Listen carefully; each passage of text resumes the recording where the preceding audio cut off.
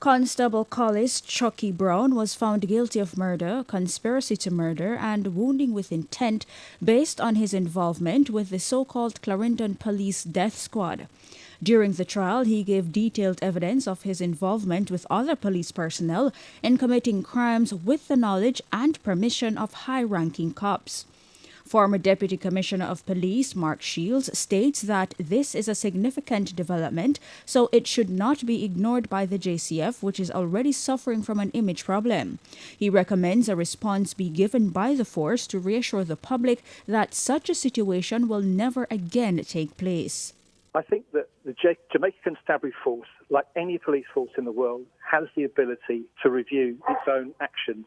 So no, of course, Indicom will continue to conduct its independent investigations, but I would expect, with evidence like this, a statement from the Jamaica Constabulary Force explaining what they're going to do next, how they're going to ensure that this sort of activity is not going on at the moment, how other incidents may be investigated, and most of all as well, how they can stop anything like this happening in the future to ensure there are sufficient checks and balances and cooperation with the independent body to ensure it never happens again. The former Deputy Commissioner of Police is also calling for a review by the JCF of its management process based on the allegations that high-ranking officers knew of the death squad.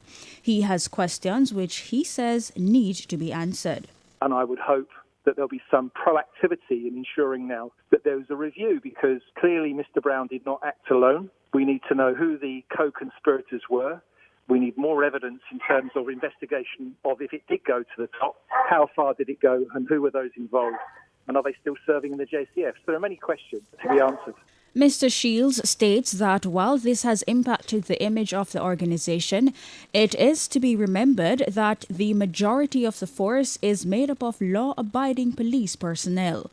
There is absolutely no doubt that there is and has been an image problem in this factor for some significant time. It's something that many have known about, but this, I think, is the first time that we've had such a significant conviction in court, unanimous decision by a jury, within just 4 hours of a 5-week trial. And yes, it will have a significant impact upon the organisation. But the fact is that we still have to stop and think about the fact that we have 8,000, 9,000 police officers doing a difficult and dangerous job, but there is no doubt there is a small percentage involved in this activity for a number of years. Abigail Smythe, Frontline News.